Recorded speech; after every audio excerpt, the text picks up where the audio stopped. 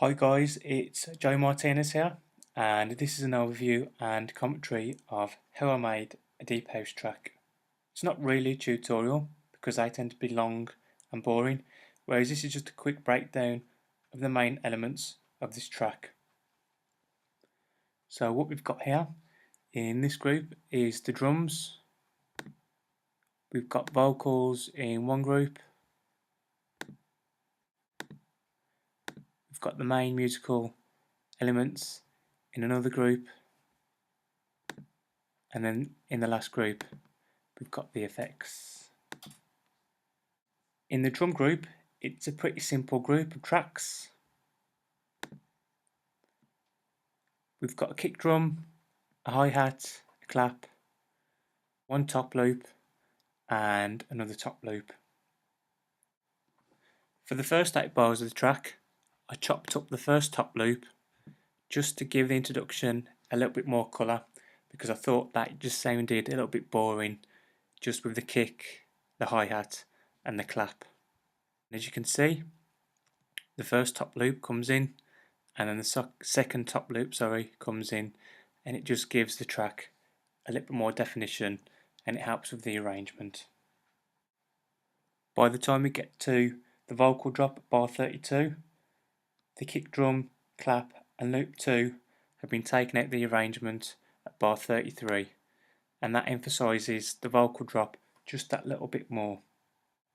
Okay, then onto the vocals. The main a cappella was dropped into mixed in key, and from there we were given the key of the a cappella. As you can see, I've chopped up the a cappella into different parts. I rearranged them just a little bit just to make this track more of my own, and I did this just as I saw fit.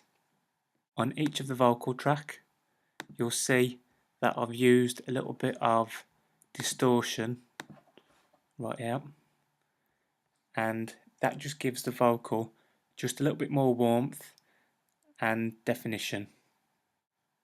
I've used the Camel Crusher VST. It's a free download, and I'd definitely recommend it 100%.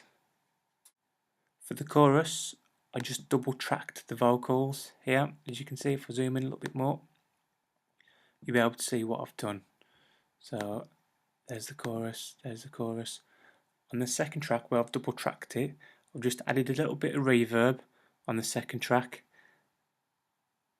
and a stereo widener, which just gives the vocals a little bit more space in the mix. I was careful though, when I double tracked the vocals, just to turn the volume down on the second track a little bit more and to add a little bit more reverb. I brought the volume down on the second track just to avoid issues with phase.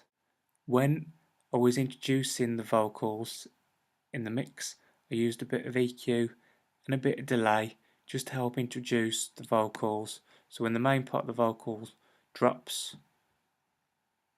it's emphasised just that little bit more, and you can see the automation here. To begin with, I didn't know the key of the vocals, that's why I dropped them into mixed in key, and as you can see here above the waveform of the a cappella, we've got the key of the a cappella. Using the vocals as the focal point of the track, the rest of the track was built around the a cappella. So the bass, the organ, the rave stabs, everything was programmed and inputted in the same key. You can see here on the musical elements, I've used a bass, rave stab and an organ. I've also used some strings here which come in during the breakdown.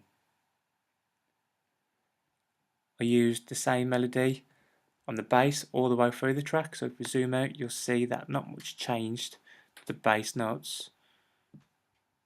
Let me just close that down. You can see here that the bass notes remain pretty much the same, and the bass notes were copied onto the organ sound here. So the organ notes are the same as the bass notes. For the bass noise, I used a VST called Gladiator, and this is what it looks like here. It's a very powerful VST, and I just chose my preset. I played around with some of the parameters until I was happy with the sound that I got. And for the organ sound, I used Ableton's instrument sampler here, and I just dragged a house organ stab across. I played around with the MIDI, and that's how I got the organ sound. There's a bit of EQ here on the organ sound, just as the organ comes in before the main vocal drop at bar 33.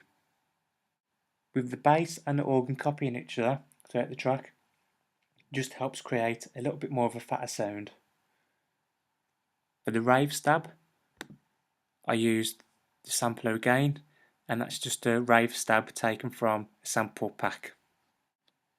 During the breakdown, I used a string VST here just to add some atmosphere to the chorus and just to give it a little bit more of a synth line so it runs along with the vocals during the breakdown. With regards to effects, there's a crash that I used at the very beginning. There's a white noise upriser. There's a bit of a wobble sweep here. There's a crash, and we have a little bit of a crash sort of drum fill which is used here. There's also a little bit of a crash at the end of the track which just lets you know that the track's finished. There. And there you go, it's just a simple breakdown and overview of my Ableton arrangement of a deep house track, and hopefully I've given you a bit of inspiration and a bit of direction on what to do if you want to make this sort of track. If you've got any questions or comments about this track or about music production, feel free to leave them in the comments box below. Cheers.